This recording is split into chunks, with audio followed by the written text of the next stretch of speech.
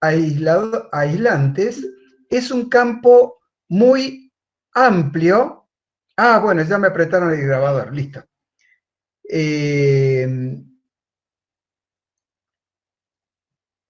El campo de los materiales aislantes es un campo muy amplio y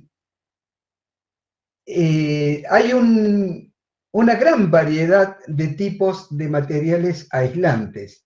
Nosotros, por ahora, por esta parte de la física, nos vamos a hacer dos grandes clasificaciones de estos materiales que los vamos a llamar, que los vamos a clasificar, perdón, en función de sus propiedades físicas.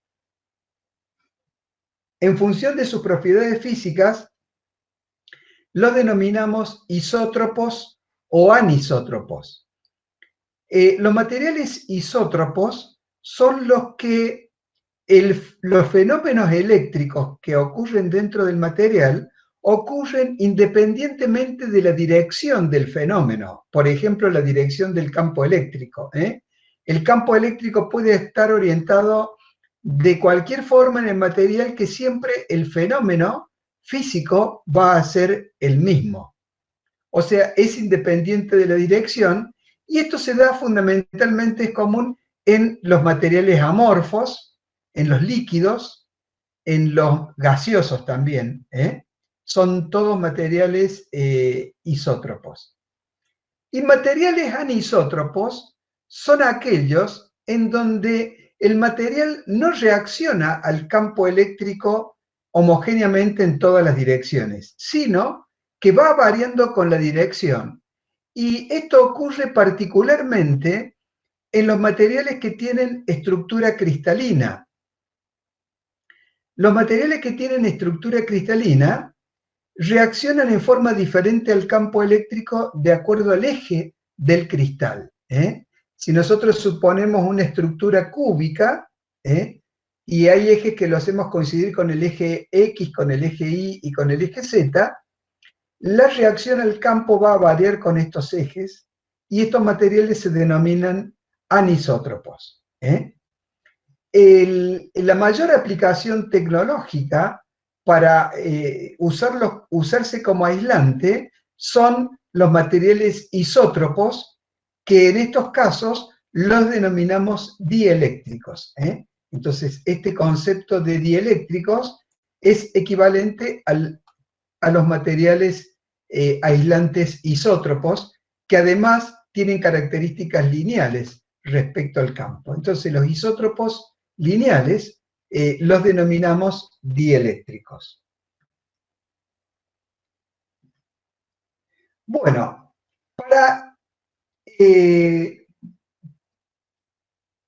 nos referimos, no sé si lo dije recién, a partir de ahora al estudio de las propiedades de los materiales dieléctricos. Para comprender el fenómeno de la inducción, vamos a irnos a ver microscópicamente el material, y vamos a observar que el material está constituido por moléculas, en donde estas moléculas tienen separadas los centros de carga positivo y negativo. Por ejemplo, esto ocurre en la mayoría de las moléculas sencillas. Por ejemplo, en el caso, de la molécula de agua, la molécula de agua consiste en un átomo de oxígeno que ha atrapado dos electrones de dos átomos de hidrógeno. Espacialmente, si unimos el núcleo del oxígeno con cada hidrógeno, vamos a tener que ambas rectas forman un ángulo de 105, 107 grados aproximadamente, y este desequilibrio iónico que se produce por la avidez del oxígeno en atrapar electrones, hace que aparece un centro de cargas negativo coincidente con el núcleo del átomo de oxígeno y un centro de carga positivo a una distancia intermedia entre los núcleos de los átomos de hidrógeno. Estas moléculas son denominadas moléculas polares. Estas moléculas polares, en un estado natural, se van orientando al azar y van sufriendo la agitación térmica propia del material, en donde van variando permanentemente su dirección. Pero al ir entremezclándose los centros de cargas positivos y negativos, nosotros no detectamos estos centros de carga macroscópicamente,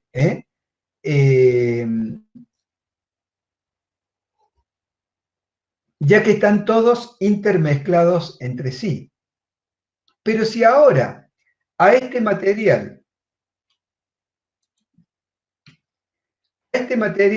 yo le aplico un campo eléctrico, fíjense acá en el dibujo, el campo eléctrico es uniforme, todas las líneas de campo eléctrico son horizontales, todas las líneas están a la misma distancia, lo que indica que en esta región el campo es uniforme.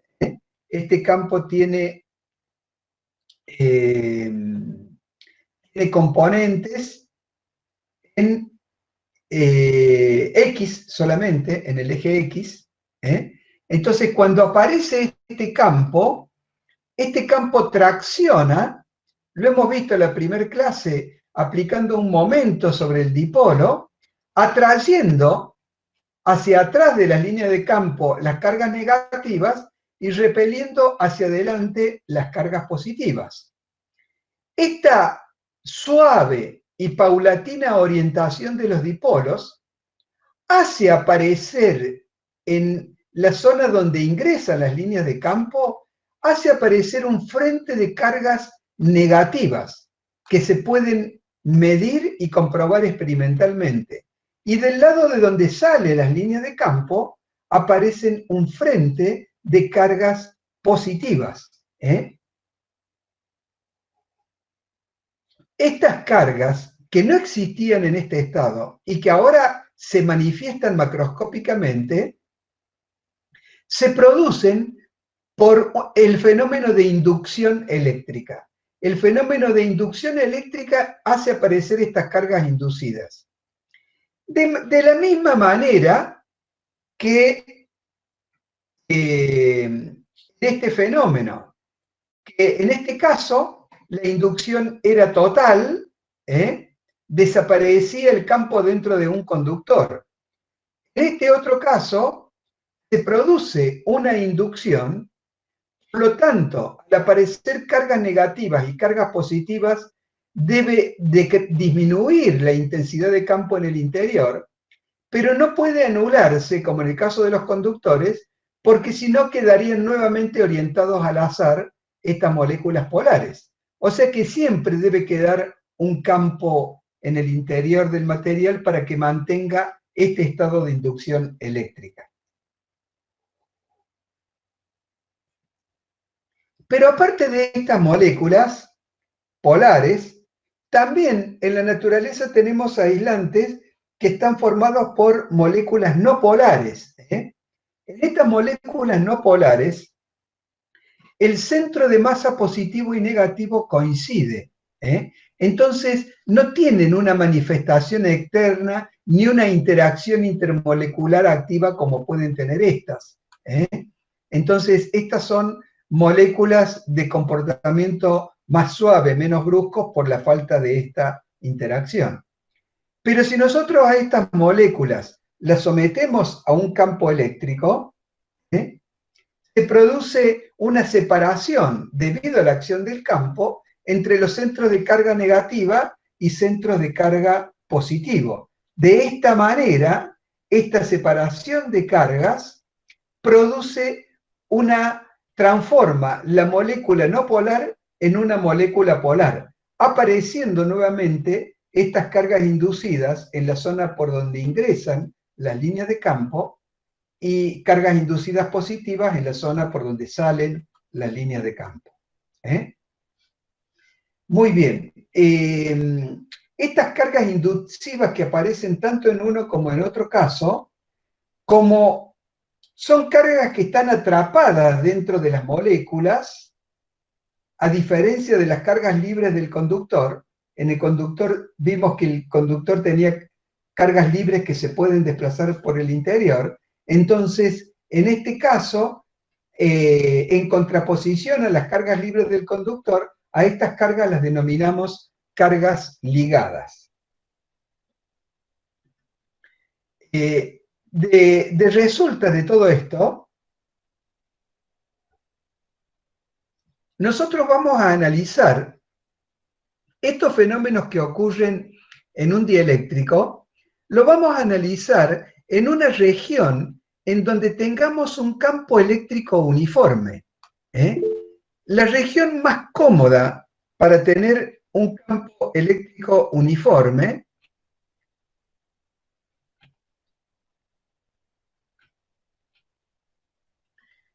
es el espacio comprendido entre dos placas planas, paralelas, cargadas eléctricamente, con cargas de igual valor y diferente signo.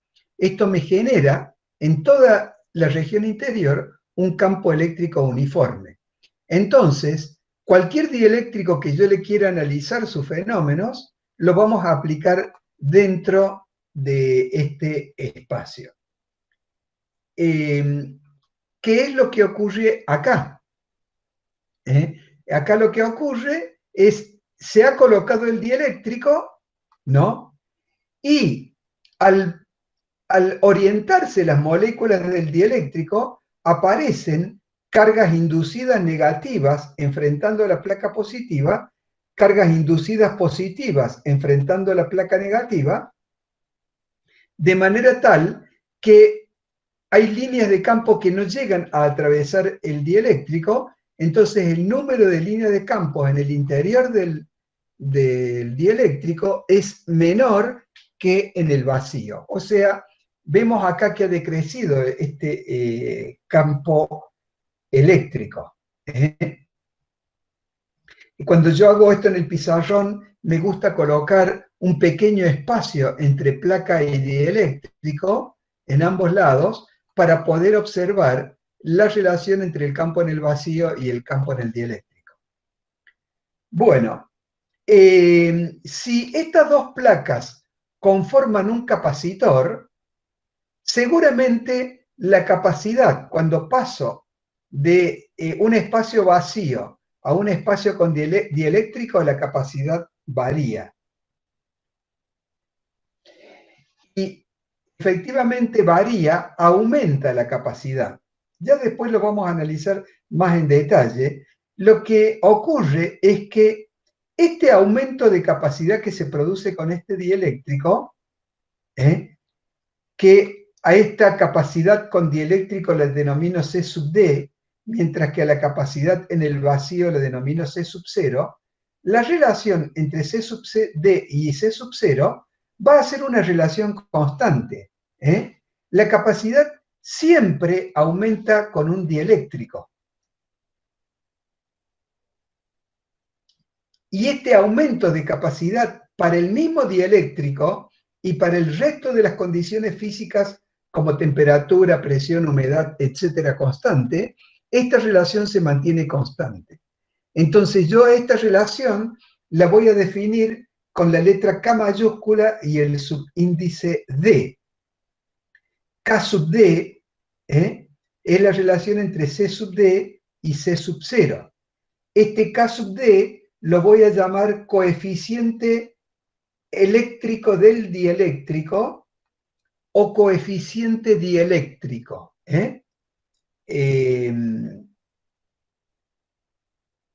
Se puede llamar de cualquiera de estas dos formas. También tiene otro nombre que cada vez se usa menos, que se denomina permitividad relativa. Muy bien. También esta constante K sub D se la suele representar, según la bibliografía, solamente como K o como K sub E, en donde el E se refiere al campo eléctrico, ¿no? Y también con el concepto de permitividad relativa todavía aparece en algunas versiones como epsilon sub r. Muy bien, entonces esta constante K es una propiedad particular del dieléctrico y tiene un valor específico para cada dieléctrico. Si nosotros consideramos que la capacidad del vacío, de acuerdo a lo que calculamos en capacitores, era igual a epsilon 0 por S sobre E, la capacidad de este capacitor, la capacidad, cuando tiene un dieléctrico, como aumenta K sub D veces respecto del vacío, la capacidad con dieléctrico va a ser epsilon sub 0 por K sub D por S sobre E. Entonces,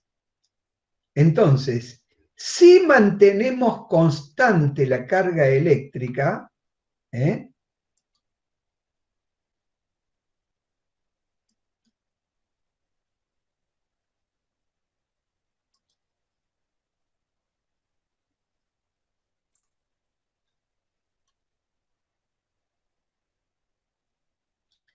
si mantenemos constante la carga eléctrica,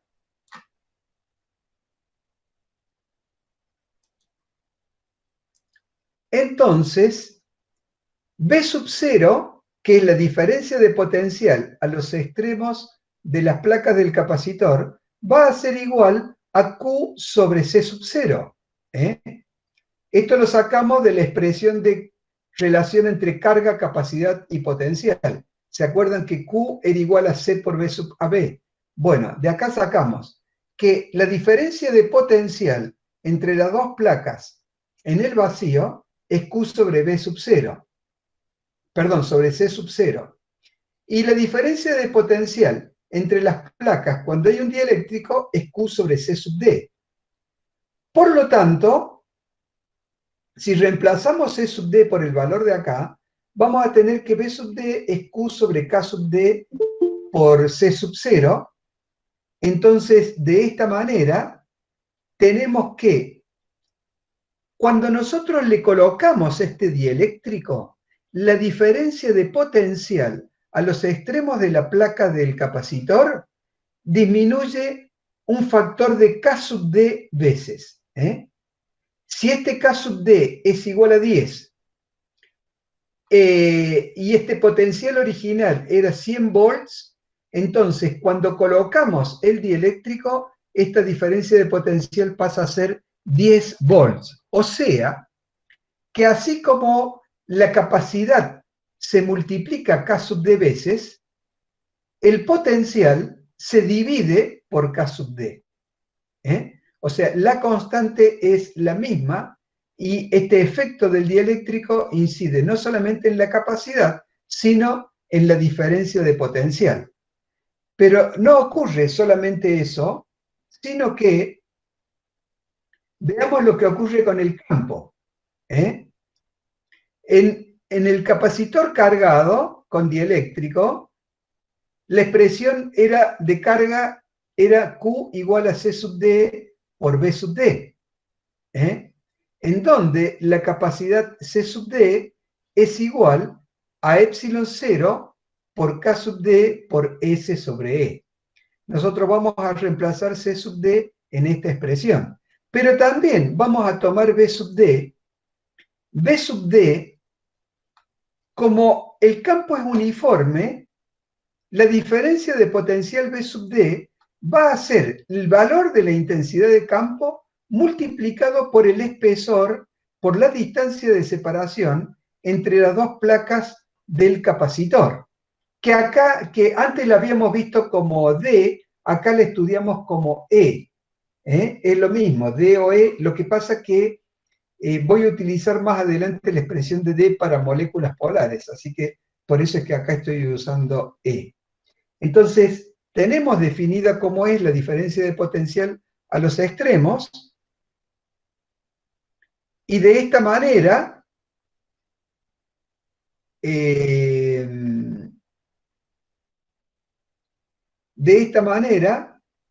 reemplazando estos dos valores aquí, obtenemos esta expresión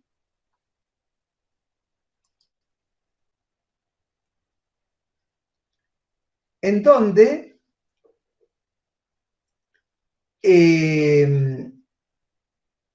acá agrupamos Q con E, perdón, simplificamos las E que aparecen en numerador y denominador y separamos la S y la E de esta manera. Fíjense que esta era la expresión del campo en el vacío. Entonces, esto es igual a K sub D por el campo en el dieléctrico. Reemplazo el primer miembro por el módulo del campo en el vacío, y voy a obtener acá que el campo en el dieléctrico es el campo en el vacío dividido K sub D veces. En resumen, cuando aplicamos un dieléctrico, la diferencia de potencial y el campo eléctrico se reduce en K sub D veces, mientras que la capacidad se multiplica K sub D veces. Este es el efecto que ocurre en el dieléctrico, y este estudio lo hemos hecho sin que la carga de las placas varíe. O sea, cuidamos de que la carga se mantenga constante. Puede ocurrir que lo que se mantenga constante sea la diferencia de potencial. Si la diferencia de potencial es lo que se mantiene constante entre las placas, desde que estamos en el vacío hasta que introducimos el dieléctrico, esto lo podemos lograr manteniendo una batería o un generador permanentemente en contacto con las placas del capacitor. Si está permanentemente en contacto, la diferencia de potencial va a ser siempre constante. De esta manera, lo que yo acá había medido como V sub 0 y como V sub D, acá va a ser constantemente igual a la diferencia de potencial que suministra la batería o generador. Entonces, si se mantiene constante la diferencia de potencial, vamos a ver que en el primer dibujo el campo E sub 0 en el vacío va a ser V sub 0 sobre E, que es V sub AB sobre E.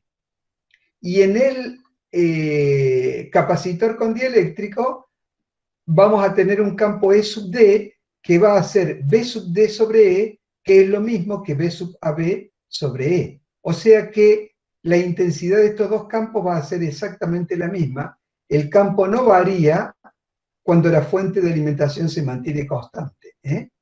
Entonces, cuando la diferencia de potencial se mantiene constante, el campo se mantiene constante. Hay una relación estrecha entre uno y otro elemento.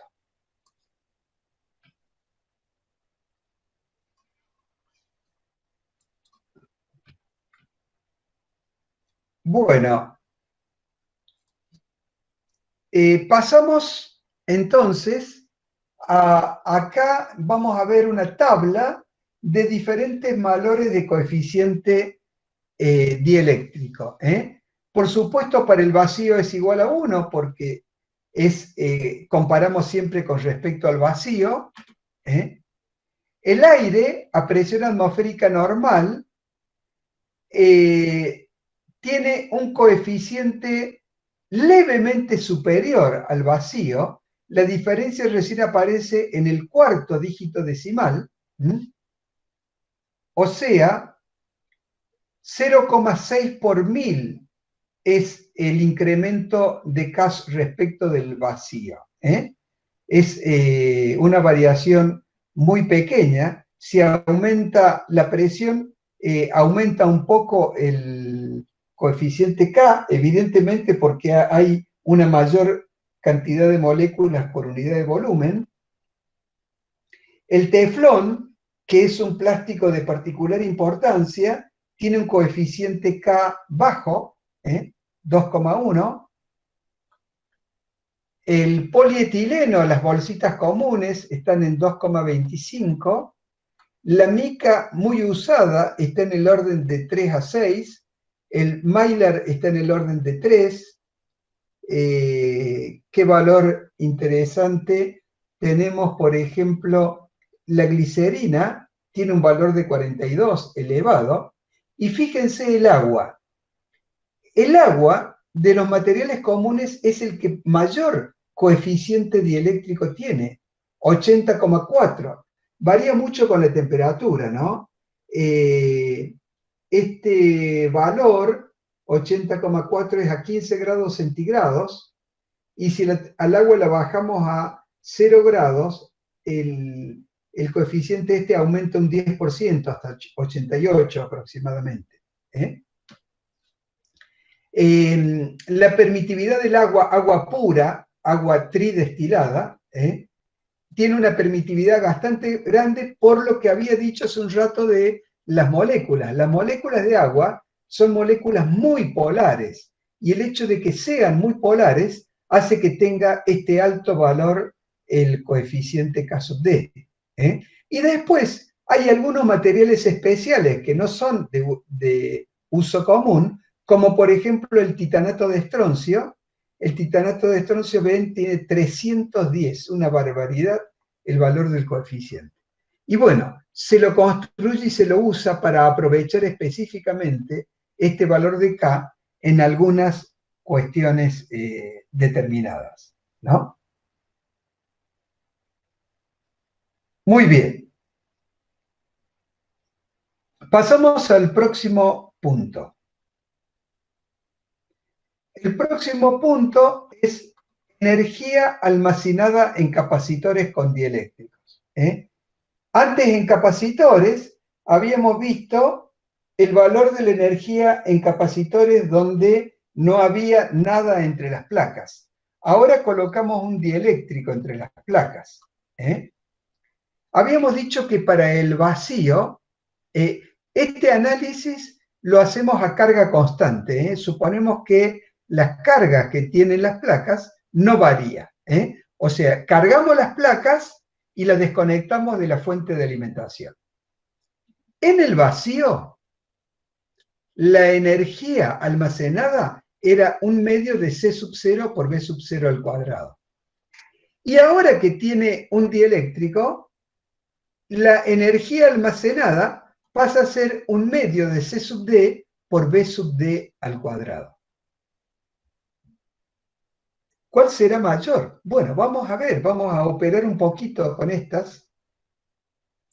Tenemos que la capacidad C sub D es K sub D por C sub 0, y B sub D es B sub 0 sobre K sub D. Yo reemplazo estos dos valores acá, y obtengo que U sub D es igual a un medio de K sub D por C sub 0 por B sub 0 al cuadrado, perdón, B sub 0 sobre K sub D elevado al cuadrado.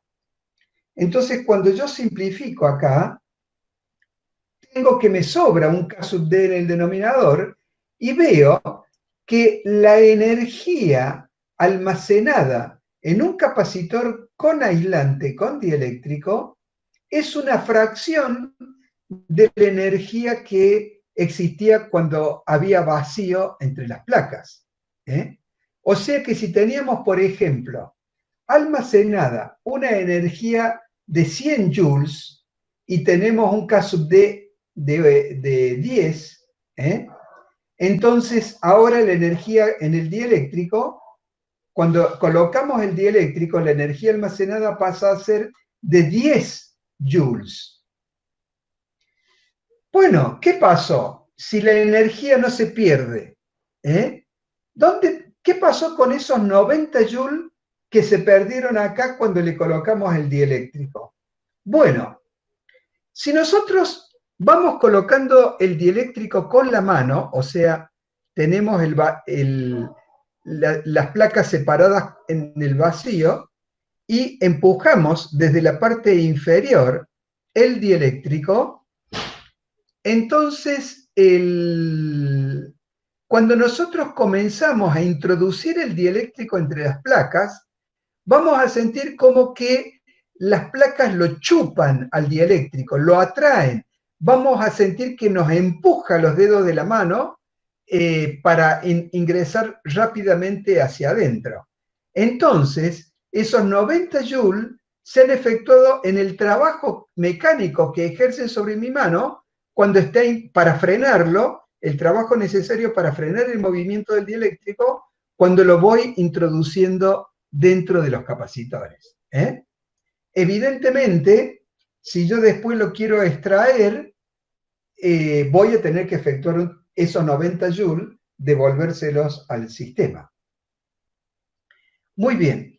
Este análisis lo hacemos cuando la carga en las placas no varía.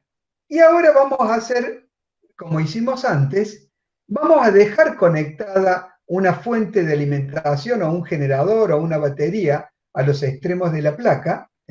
Entonces se mantiene constante la diferencia de potencial. De esta manera, la diferencia de potencial va a ser la misma, lo que varía es la capacidad que pasa de C sub 0 a C sub D. Entonces, ya nos imaginamos qué va a pasar con la energía. Como C sub D es K sub D por C sub 0, entonces la energía, en este caso, se multiplica por 10. Entonces, si en el caso anterior U sub 0 era 100 joules, ahora U sub D pasa a ser 1000 joules con un K sub D de 10, ¿no? Claro, pero como habíamos dicho que la energía no se pierde, ni se transforma, ni se genera, ¿de dónde aparecen estos 900 joules de diferencia? Bueno, ahí nos estamos dando cuenta que para introducir un dieléctrico dentro de un sistema de dos placas, vamos a tener que efectuar un trabajo para empujar el dieléctrico hacia adentro. Nos va a costar introducir ese dieléctrico. Muy bien. Son los dos casos del cálculo de energía con dieléctricos y sin dieléctricos. Ahora vamos a pasar a un tema, es el último tema, es un poquito largo, pero bueno, vamos a trabajar con este tema. Este tema es el análisis de este fenómeno de los dieléctricos. Entonces vamos a analizar paso por paso qué ocurre con este fenómeno de comportamiento electrostático de los dieléctricos.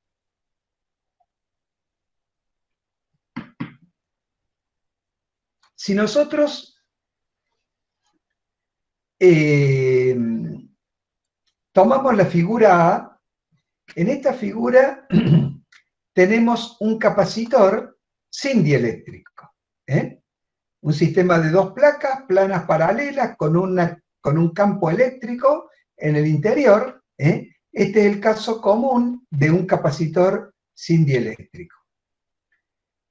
Cuando nosotros le insertamos el dieléctrico, sabemos acá que mantenemos la carga constante, ¿no es cierto?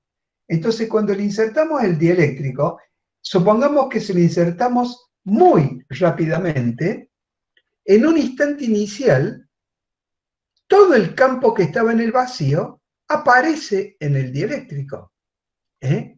Este campo comienza a orientar los dipolos moleculares del aislante y al orientarlo comienzan a aparecer cargas inducidas negativas frente a la placa positiva y positivas frente a la placa negativa.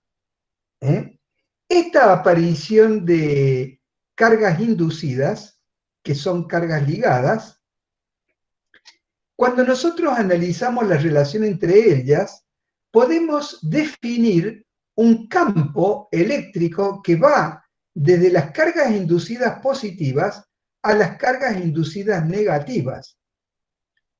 Como este campo es producido por cargas inducidas, nosotros podemos llamarle a este campo inducido. Entonces, podemos ver que Al campo E sub 0 externo que aparece en el dieléctrico se le suma este campo inducido que tiene sentido contrario al campo E sub 0. Entonces esa superposición de fenómenos hace decrecer el valor del campo dentro del material, quedando un campo eléctrico en el interior menor que en el vacío, porque se han perdido algunas líneas de campo. Acá se ha hecho el análisis sencillo para un coeficiente K sub D de aproximadamente 2, su valor.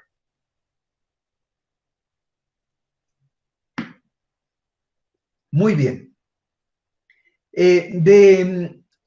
Hemos analizado detalladamente este proceso de conformación del campo dentro del dieléctrico. Vamos ahora a analizar los valores de campo, cómo pasa de E sub 0 a E sub D, y vamos a ver qué fenómenos físicos asociamos a estos pasos. Entonces, primero vamos a calcular el valor del campo E sub 0. Para ello, lo hacemos aplicando la integral de Gauss.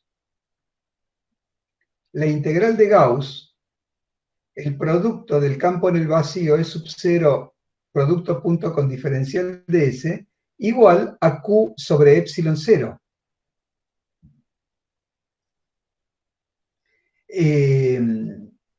Q sobre epsilon 0.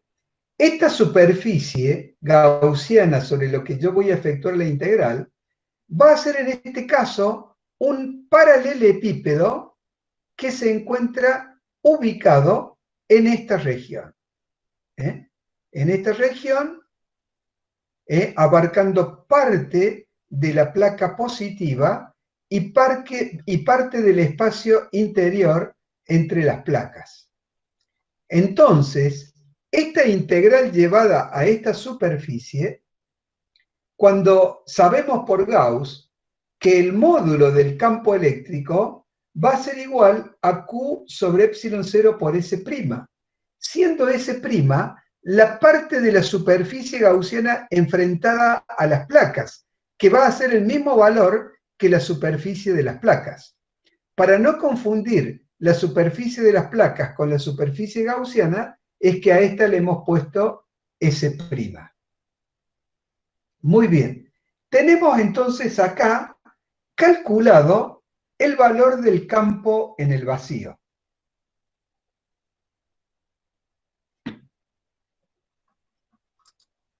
Vamos ahora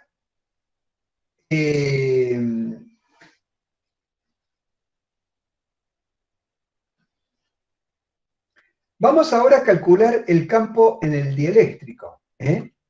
Hemos visto que el campo E sub D que aparece acá es la suma del campo E sub 0 y E sub I que tenemos acá. Entonces, el campo que definimos en el dieléctrico con el subíndice D, E sub D, es igual a E sub 0 más E sub I. Entonces, cuando nosotros aplicamos la integral de Gauss para el campo E sub D, vamos a ver que cuando trazamos acá una superficie gaussiana que abarque parte de la placa positiva y parte del dieléctrico, vamos a ver que la carga neta encerrada es la carga inducida, la carga libre positiva y la carga inducida negativa. Por eso es que como resultado de esta intensidad de campo, o sea, la carga neta total, va a ser igual a Q menos Q sub I. Y de esta manera, yo tengo una forma de calcular el campo en el interior dado por esta expresión. Pero además, recordando el punto anterior, nosotros habíamos visto que el campo en el dieléctrico es igual a la intensidad de campo en el vacío dividido K sub D. Esto es una propiedad que habíamos analizado hace unos minutos. Esta relación, esta igualdad vectorial, implica, como los campos son paralelos, que la igualdad se produce también en los módulos. Entonces podemos decir que el módulo del campo eléctrico E sub D es igual al módulo de E sub 0 dividido el coeficiente dieléctrico K sub D. Entonces, si nosotros tomamos el módulo de E sub 0 de esta expresión, que habíamos calculado recién, y reemplazamos, el campo E sub D lo podemos expresar también como Q sobre epsilon por S0 por S' dividido 1 sobre K sub D. O sea, tenemos acá que el módulo de E sub D es igual a Q sobre epsilon 0 por K sub D por S'. Entonces, tenemos dos formas de expresar este campo E sub D. Tenemos esta forma y esta otra forma. Si los primeros miembros son iguales en estas dos expresiones, los segundos miembros también lo van a ser, y es lo que vamos a trabajar a continuación. Muy bien. Acá, en este dibujo, he resumido los dos dibujos extremos, que son los que me interesan trabajar. Estos son los tres valores de campo que he calculado. Limpiamos.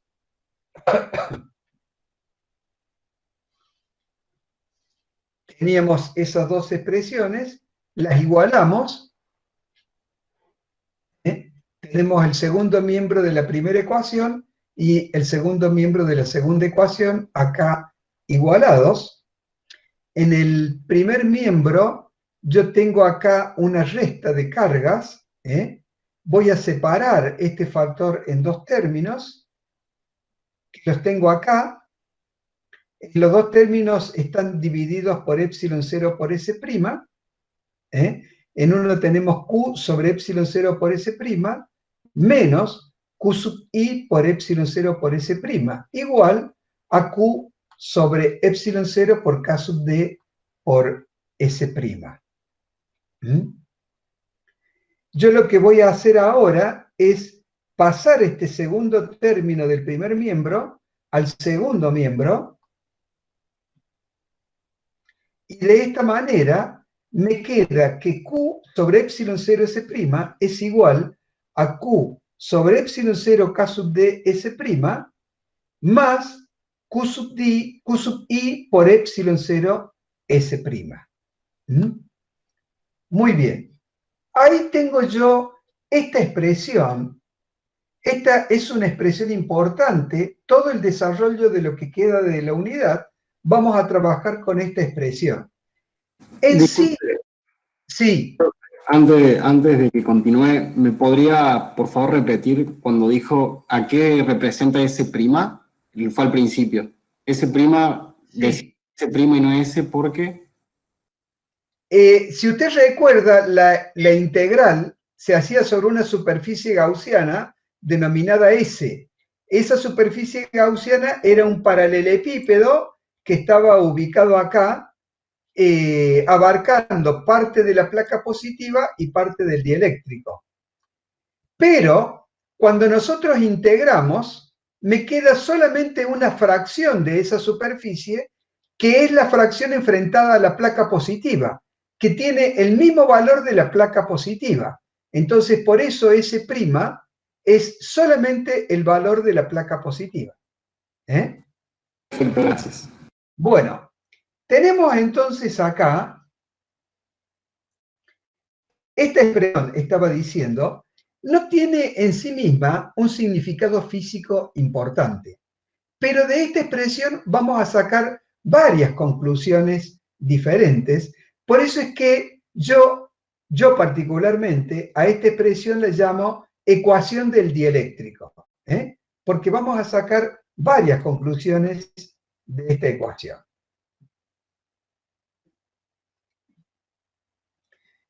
La primera que vamos a hacer, o sea, vamos a hacer varias aplicaciones a partir de esta igualdad.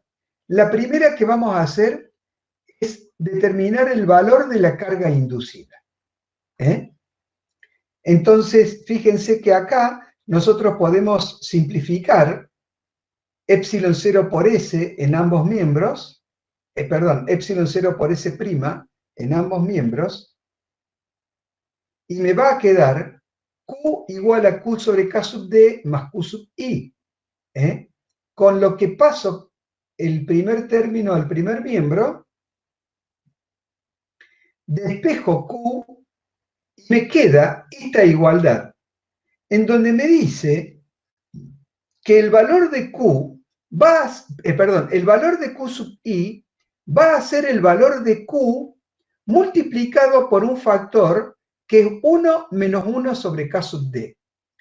K sub D es siempre mayor que 1 en los dieléctricos.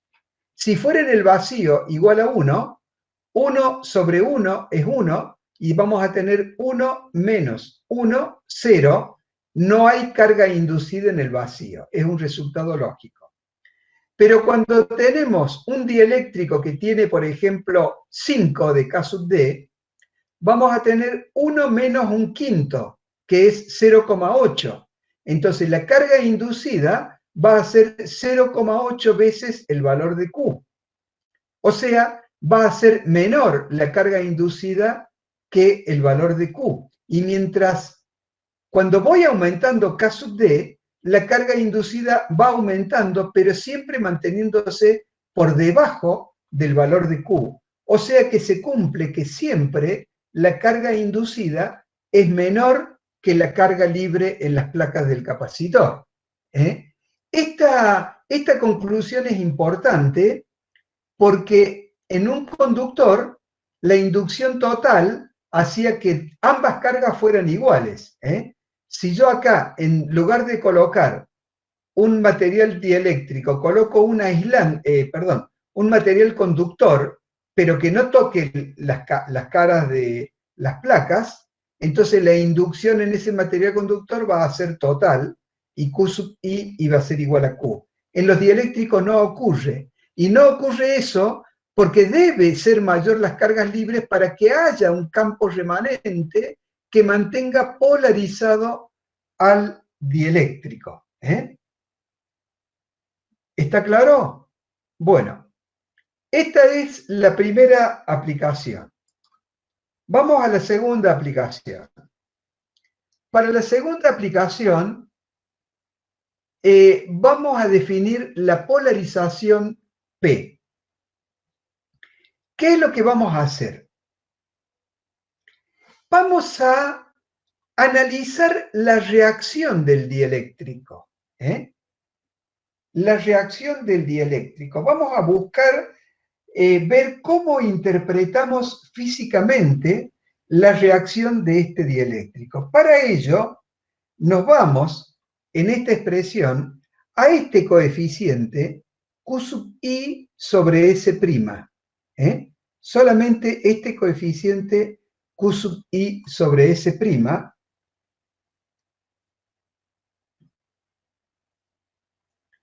Yo acá, bueno, acá se me pasó, acá tendría que ser la letra E minúscula. Bueno. Acá, ¿qué he hecho? He tomado este coeficiente, este factor, Q sub I sobre S', y lo multiplico y divido por el mismo número. O sea, es como multiplicarlo por 1. La relación no varía.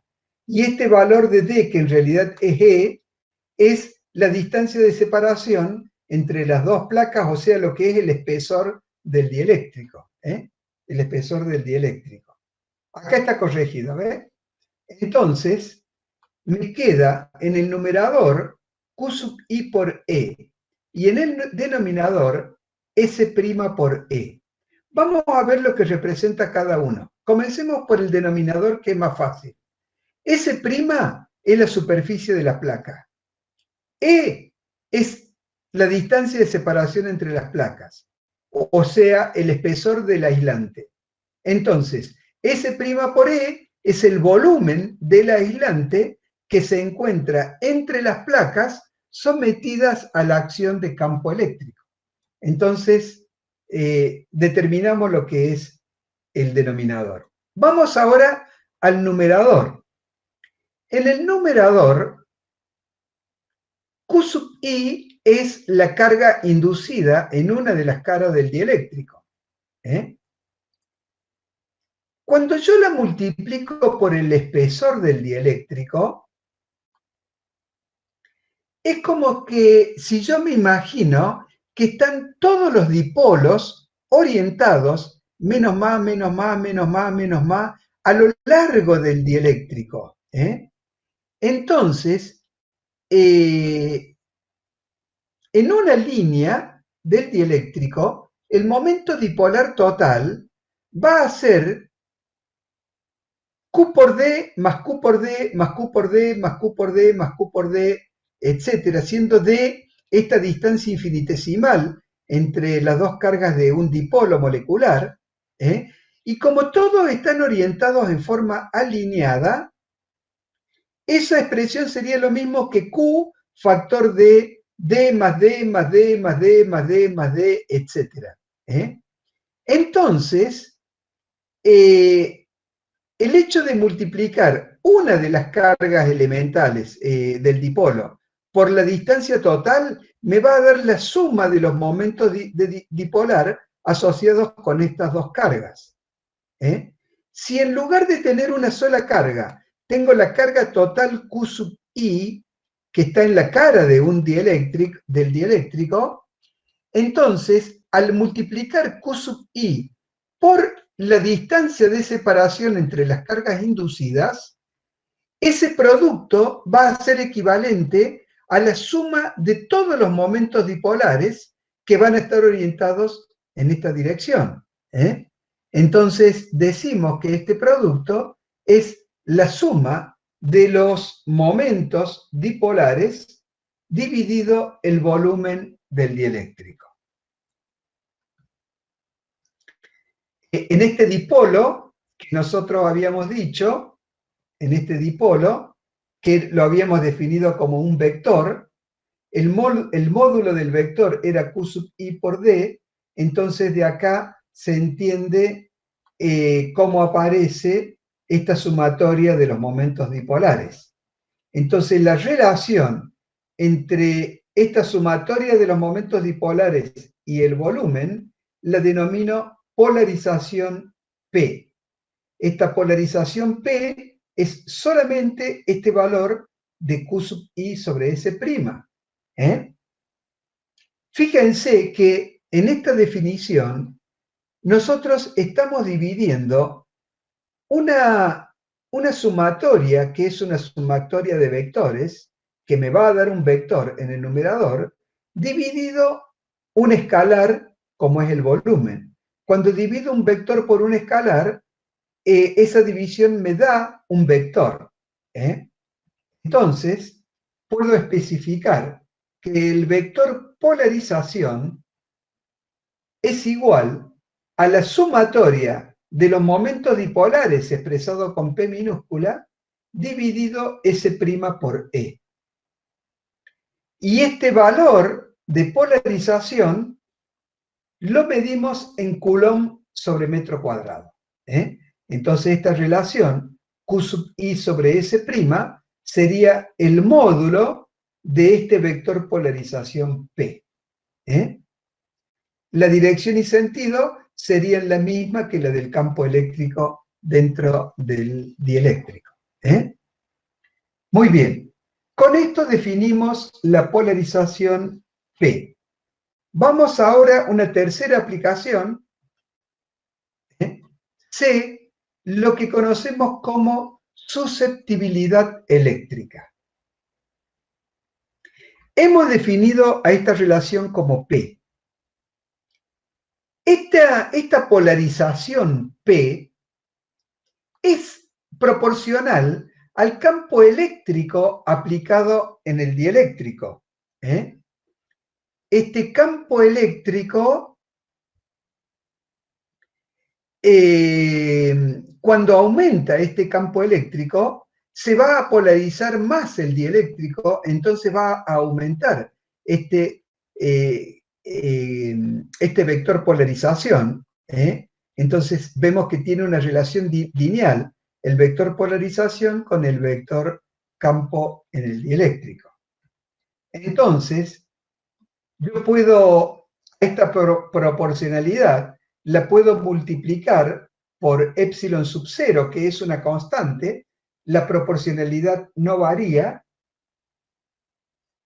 ¿Qué logro yo al multiplicarlo por epsilon sub 0? No lo tengo hecho acá, pero vamos a ver. La dimensión de epsilon sub 0 era Coulomb al cuadrado sobre Newton metro cuadrado.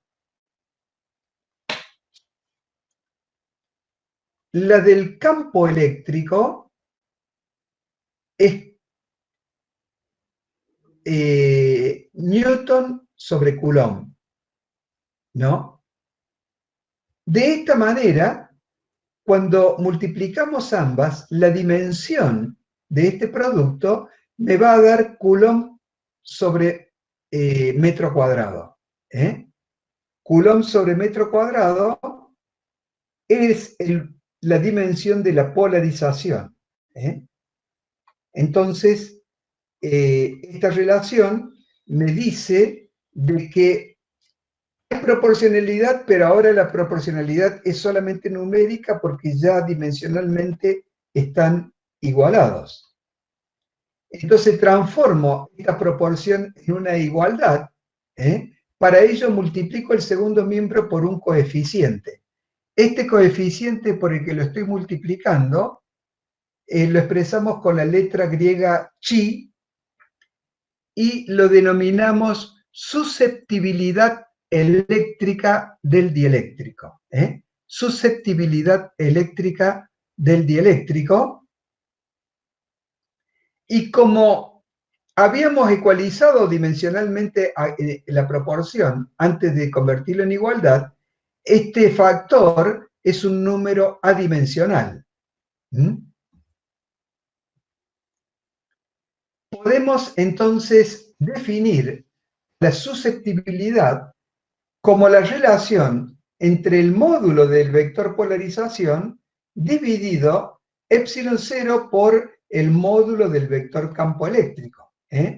Esta relación de proporcionalidad me define inmediatamente esto que estamos definiendo acá. De esta manera, tenemos definido este concepto de susceptibilidad eléctrica, en donde es una propiedad característica de los dieléctricos y se pueden tabular perfectamente manteniendo constantes sus valores para amplias variaciones de campo eléctrico. Muy bien. La cuarta aplicación de hacemos la relación, buscamos la relación entre la susceptibilidad recién definida y el coeficiente eléctrico del dieléctrico que habíamos definido anteriormente. Para hallar esta relación, vamos a ir reemplazando en esta expresión los datos que conocemos de los campos eléctrico y campo de polarización, teniendo en cuenta que como esta no es una ecuación vectorial, lo que igualamos acá son los módulos. Entonces, el primer miembro queda como está, en el segundo miembro tomamos el valor del módulo del campo E sub D, y le sumamos 1 sobre epsilon 0 por el módulo del campo P. Pero sabemos, por lo que vimos en el punto anterior, que el módulo del campo P lo puedo expresar como I sub 0 por epsilon sub 0 por E sub D. Y en el primer miembro lo igualo al módulo del campo en el vacío multiplicado por el coeficiente K sub D. Recuerden ustedes que el primer miembro era el módulo de E sub 0 y habíamos visto que el módulo de E sub 0 era igual a K sub D por el módulo de E sub D. Entonces, de esta manera logramos este reemplazo, ¿no? Y acá tenemos, fíjense que podemos en el segundo miembro simplificar los dos epsilon sub 0, sacar al factor común E sub D en el segundo miembro y simplificarlo con el del primer miembro. Y de esta manera me queda esta relación,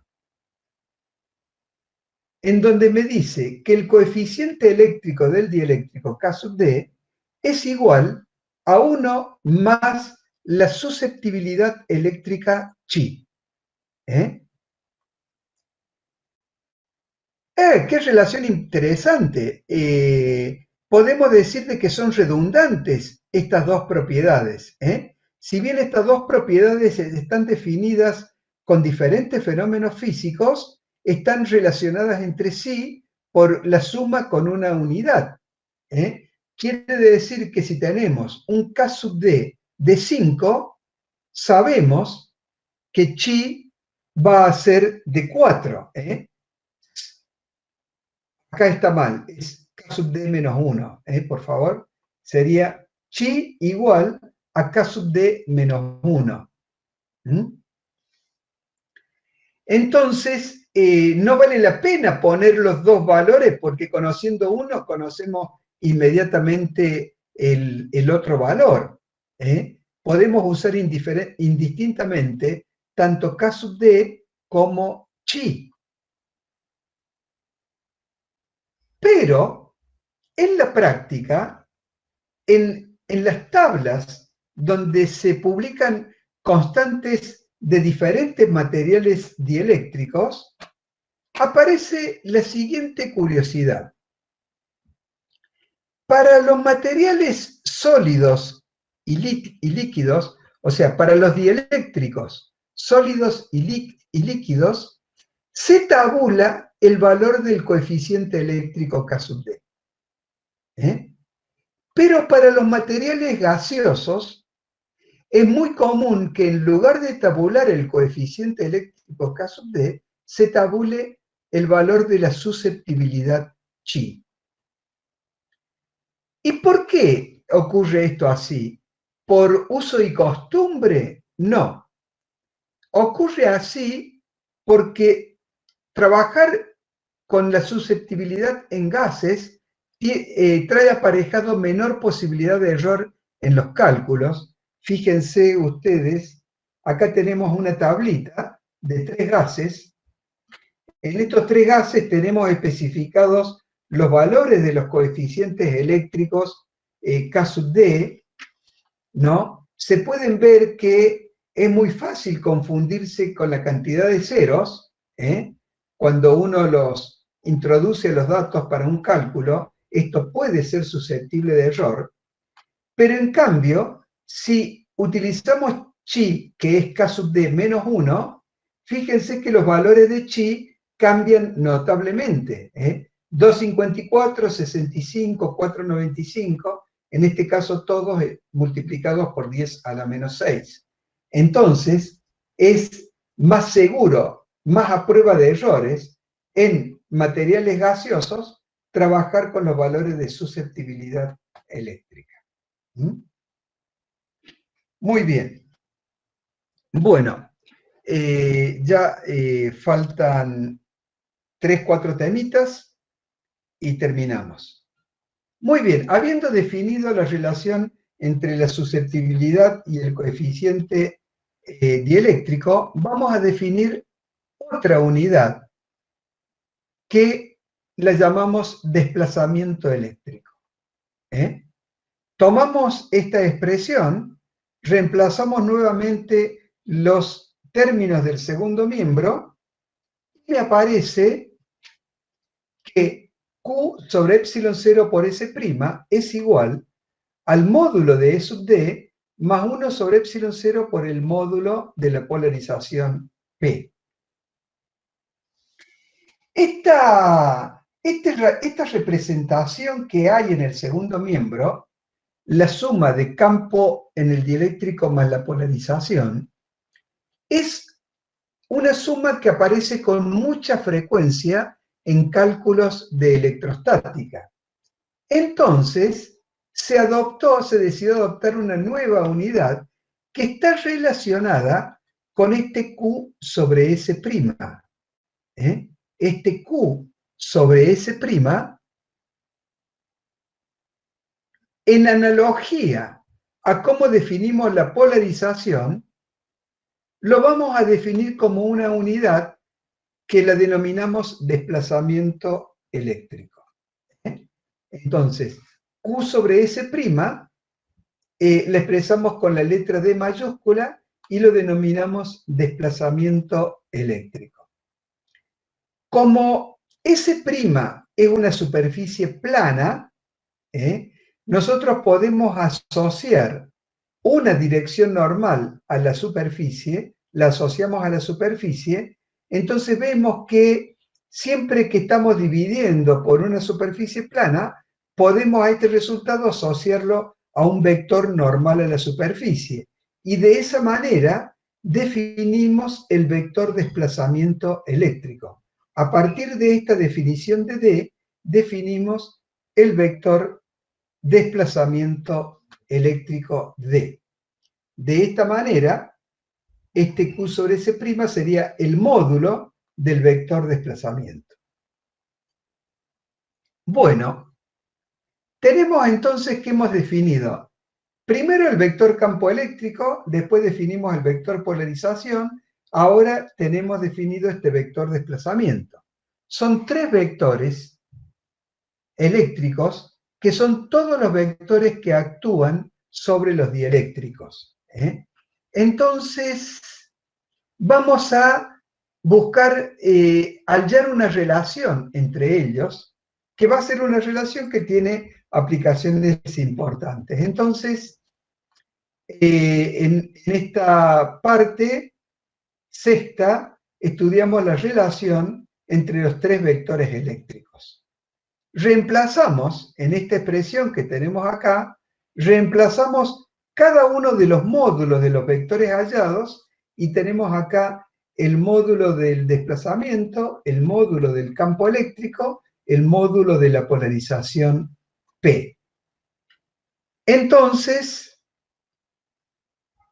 nosotros podemos multiplicar los dos miembros, multiplicamos por epsilon sub 0, entonces este factor me desaparece en el primer miembro, queda D, módulo de D solamente. En el segundo miembro, el primer término me aparece multiplicado por epsilon sub 0 y desaparece el factor del segundo término 1 sobre epsilon 0.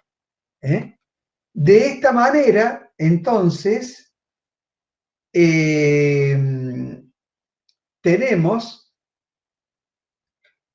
que esta relación es una relación entre módulos, pero en el caso de los dieléctricos, que son materiales isótropos, la acción del campo, la polarización y el desplazamiento son vectores que accionan paralelamente entre sí. Entonces, a esta igualdad escalar entre módulos la puedo convertir en una igualdad vectorial.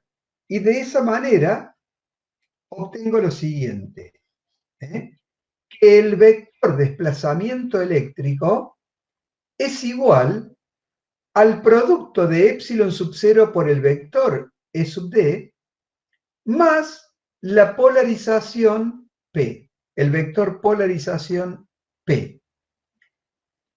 Esta es una expresión muy importante porque relaciona las tres propiedades vectoriales que conocemos en un dieléctrico, que le llamamos los tres vectores eléctricos, D, E y P. Nosotros podemos visualizar esta suma de vectores gráficamente Nosotros tenemos acá el vector producto de epsilon 0 por E sub d y el vector polarización P. La suma de ambos me va a dar el vector desplazamiento D.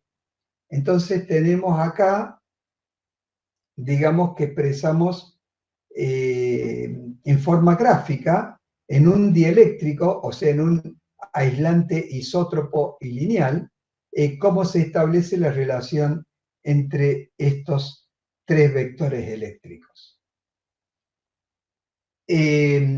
Vamos a generalizar esta expresión también para el vacío. Si nosotros tenemos vacío acá, ¿cuál va a ser el valor del campo? Ya no va a ser E sub d, sino que va a ser E sub 0. ¿Y cuál va a ser el valor de la polarización? Y ya no va a ser P, P va a ser un vector nulo. Entonces, puedo decir que en esta zona donde no hay dieléctrico, hay vector desplazamiento que es igual al producto de epsilon sub 0 por el campo en el vacío. Entonces, este vector desplazamiento lo definimos no solamente para cualquier dieléctrico, sino que también lo definimos para el vacío.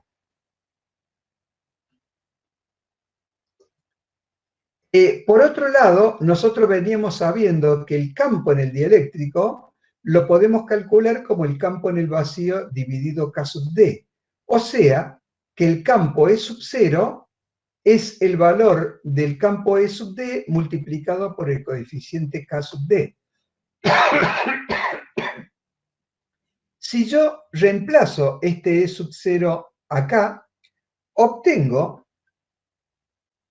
una igualdad que me dice que el vector desplazamiento es constante tanto en el vacío como en cualquier o cualquiera de los varios medios dieléctricos por los que atraviese este fenómeno eléctrico. Entonces, esta constancia me permite por ahí trabajar más cómodamente en algunos casos con el vector desplazamiento que con el vector campo eléctrico. El vector campo eléctrico va cambiando. Cuando cambia el medio aislante, imagínense ustedes la atmósfera, que la densidad va cambiando, la humedad va cambiando, la temperatura va cambiando, por lo consiguiente el K sub D va cambiando permanentemente y el E sub D va a ir variando permanentemente. Si yo tengo una relación,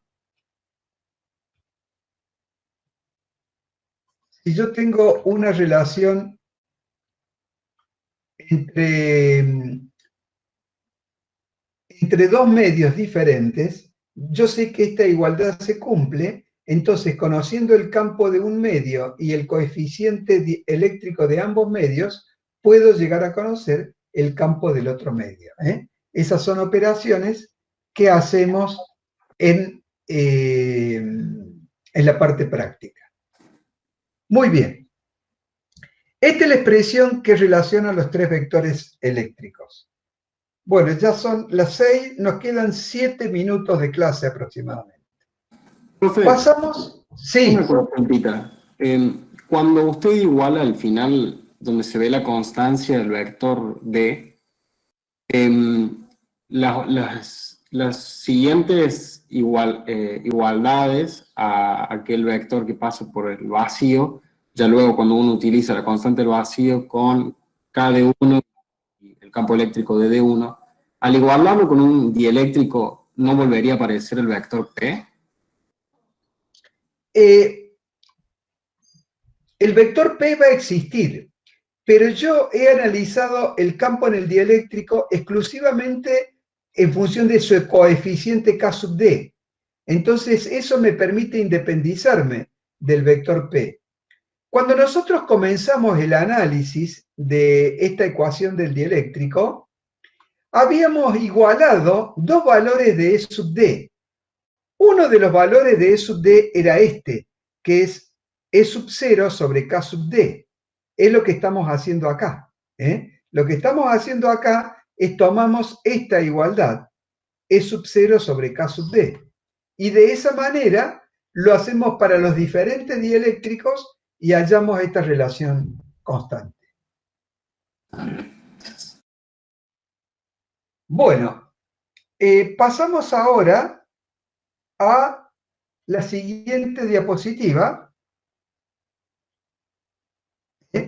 Vamos a ver acá la integral de Gauss generalizada. Muy bien. Nosotros de esta expresión que teníamos originalmente, sacamos la expresión que relaciona los tres vectores eléctricos. Tenemos que esto es una igualdad que se va a producir en cada punto del espacio dentro del dieléctrico. Es una igualdad física, es una ley. Entonces, si yo traigo el valor de la integral de Gauss, que no la voy a buscar para atrás porque ha quedado muy atrás, si yo traigo el valor de la integral de Gauss para el campo E sub D, pero ustedes pueden recordar que era una superficie gaussiana colocada acá, hacíamos la integral y me daba la integral de E sub D por diferencial de S, me daba igual a Q menos Q sub I sobre epsilon 0. Entonces,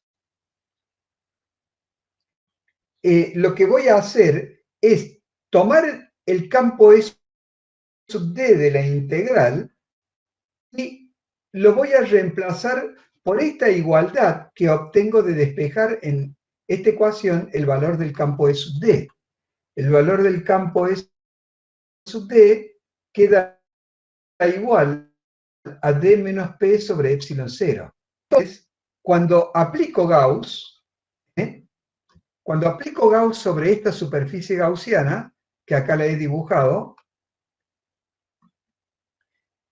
sobre este campo E sub D, lo que yo voy a hacer es reemplazar en esta expresión el campo E sub D por esta diferencia de campos. Y tenemos acá la integral de Gauss, pero ya no sobre el campo eléctrico, sino sobre el desplazamiento y la polarización, ¿no? Fíjense ustedes que en ambos miembros está dividido por epsilon sub 0. Yo puedo simplificar, porque como este epsilon sub 0 es una constante, lo puedo sacar de la integral y ahí simplificarlo con este otro epsilon sub 0. Y de esta manera la expresión me queda de esta forma. La integral de D menos P, producto punto con diferencial de S, es igual a Q menos Q sub I. Fíjense que por definición el desplazamiento depende solamente de la carga libre. Y la polarización que habíamos definido acá depende solamente de la carga inducida. Entonces, para el desplazamiento, la carga inducida no significa nada. Y para la polarización, la carga libre no significa nada. Entonces podemos separar esta integral en dos integrales diferentes de Gauss, una para el desplazamiento y otra para la polarización. Y vamos a tener que esta primera integral es la integral de Gauss para el desplazamiento eléctrico, que es la integral sobre S del vector de desplazamiento por diferencial de S igual a la carga libre Q. Y por otro lado, tenemos la integral de Gauss para la polarización, en donde la integral sobre S del producto punto P por diferencial de S es igual a la carga inducida Q sub I. Muy bien, entonces podemos decir que esta integral de Gauss para el campo eléctrico la hemos separado en una para el desplazamiento eléctrico y una para la polarización P.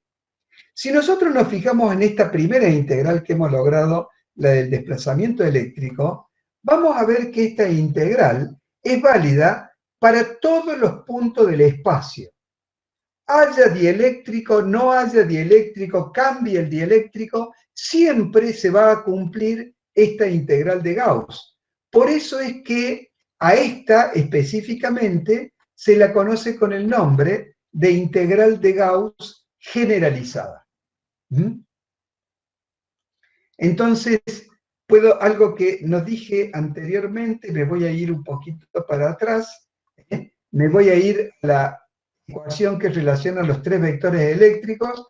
Podemos decir acá que el vector polarización depende solamente de la carga inducida, el vector desplazamiento depende solamente de la carga libre, mientras que el vector campo eléctrico depende tanto de la carga libre como de la carga inducida. O sea, esta expresión es muy operativa, muy versátil y nos ayuda mucho en análisis de electrostático de dieléctricos. Muy bien. Entonces, con esto terminamos las aplicaciones de la ecuación del dieléctrico, que son, creo que, 7 aplicaciones.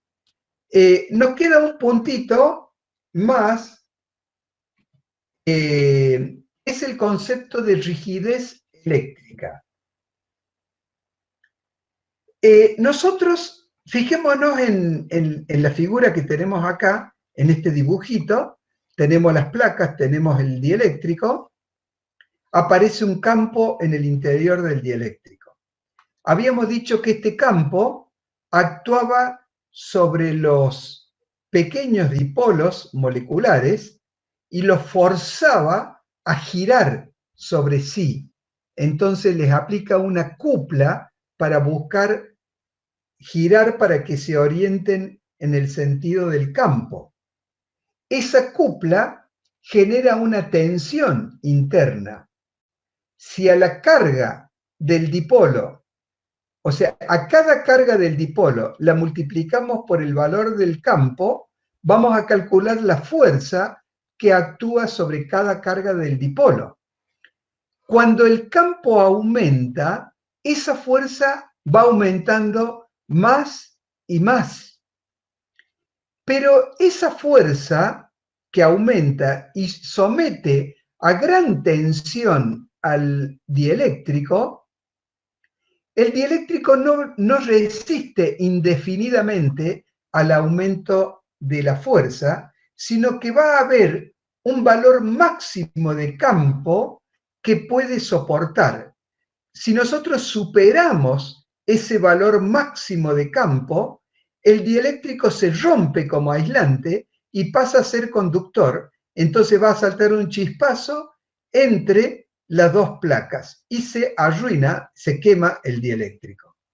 Ese valor máximo antes de que ocurra este fenómeno se conoce con el nombre de rigidez eléctrica del dieléctrico y se expresa como E sub R.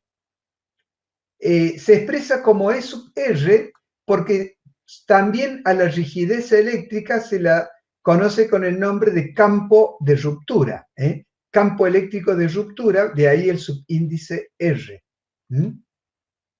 El valor de este campo de ruptura es, la dimensión del campo, como la de todos los campos, sabemos que es vol sobre metro. Bueno, acá con esto terminamos la clase.